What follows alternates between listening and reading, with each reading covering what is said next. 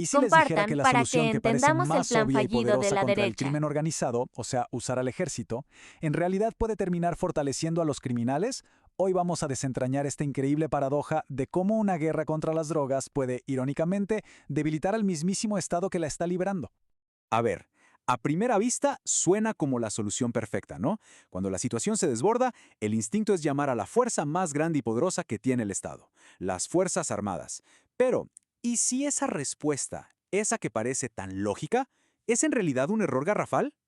Para entender bien de dónde sale todo esto, tenemos que irnos a México. Allá por los primeros años de los 2000, las organizaciones de tráfico de drogas, las famosas OTDs, ya no eran solo un problema de delincuencia común, no, se habían convertido en una amenaza directa a la seguridad nacional, desafiando al Estado cara a cara. Y aquí, justo aquí, es donde la historia da un giro de 180 grados. El 11 de diciembre de 2006, México cambió su estrategia de una forma radical. Desplegó a miles y miles de soldados en operativos a gran escala.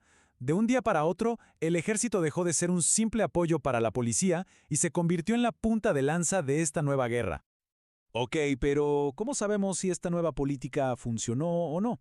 Antes de saltar a los resultados, que son, bueno, ya verán, necesitamos entender un concepto clave. ¿Qué es lo que hace que un Estado sea realmente fuerte? El término técnico es capacidad estatal. Suena un poco académico, ¿verdad? Pero en el fondo es muy simple. Es la habilidad real de un gobierno para gobernar, para hacer que sus leyes se cumplan en todo su territorio y para mantener las cosas en orden. Pensemos en esta capacidad como si fuera un edificio.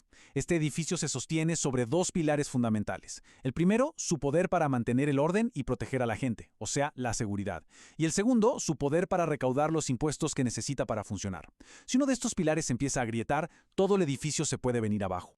Y es precisamente aquí donde los resultados de la investigación desafían por completo la lógica que teníamos, porque lo que se encontró fue exactamente lo contrario a lo que se buscaba. Para entender el impacto real de esta decisión, el estudio usó un método científico muy inteligente. Creó lo que se llama un control sintético, que es básicamente una simulación, un ¿qué hubiera pasado si? Para los estados militarizados. Esto permitió aislar el efecto puro de la intervención del ejército sin otras distracciones. Y el primer resultado, bueno, es un golpe directo. En lugar de traer más seguridad, la intervención militar provocó una verdadera explosión de violencia. Los homicidios y los secuestros se dispararon por los cielos en los estados con presencia militar, muchísimo más de lo que se hubiera esperado si el ejército no hubiera intervenido. Literalmente, el remedio resultó peor que la enfermedad. Para que nos hagamos una idea de la escala de la que estamos hablando, en los estados con intervención militar, la tasa de secuestros aumentó un promedio anual de 322%. 322. Es una cifra que cuesta hasta imaginar.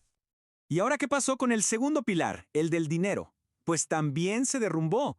La capacidad del Estado para recaudar impuestos, que es como su motor financiero, cayó en picada en esas mismas zonas militarizadas justo después de que empezaron los operativos. El golpe fue durísimo. En promedio, la recaudación de impuestos en estos estados cayó un 34%. Pensemos un segundo en lo que eso significa. El Estado no solo estaba perdiendo el control de la seguridad en las calles, sino que al mismo tiempo se estaba quedando sin el dinero que necesitaba para funcionar. Una doble derrota. Entonces, la gran pregunta es, ¿por qué? ¿Cómo es posible que una estrategia diseñada para fortalecer al Estado terminara debilitándolo de esta manera, en sus funciones más básicas? La respuesta está en un círculo vicioso, muy peligroso. Fue como un efecto dominó. Primero, las tácticas de confrontación directa del ejército, de buscar y destruir, escalaron el conflicto. Esto obligó a los cárteles a rearmarse con armamento de tipo militar para poder hacer frente. Y claro, para pagar todo ese nuevo arsenal, tuvieron que diversificar sus ingresos, recurriendo masivamente al secuestro y la extorsión. Y eso, al final, provocó el colapso total de la seguridad para la gente común. El cambio fue tan profundo que, para el 2010, algunos de los cárteles más grandes ya ni siquiera dependían del narcotráfico. Se calcula que el 70% de sus ingresos ya venía directamente de crímenes contra la población, como la extorsión y el secuestro. Se convirtieron básicamente en depredadores de sus propias comunidades. Y esta cita, de un grupo de empresarios de la época, lo resume todo de una forma brutalmente honesta. Es la ruptura total del contrato social. Su mensaje fue simple y directo. Si el Estado no puede cumplir con su parte del trato, que es protegernos, entonces nosotros no vamos a cumplir con la nuestra, que es pagar impuestos. Así de claro. Entonces, en resumen, la caída de los impuestos fue una consecuencia directa de todo este caos.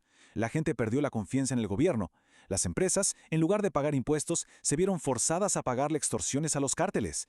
La economía local se paralizó por el miedo, y muchos simplemente huyeron a lugares más seguros, llevándose con ellos su dinero y sus negocios.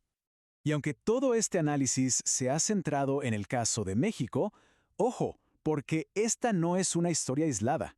Es una advertencia con implicaciones que van mucho más allá de sus fronteras.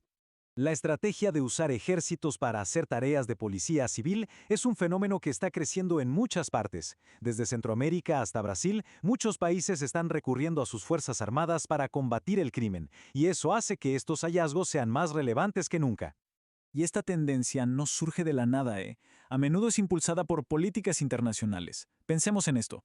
Para el año 2012, el 90% de toda la ayuda militar de Estados Unidos a la región estaba destinada a la lucha antinarcóticos, incentivando de forma directa este enfoque de mano dura.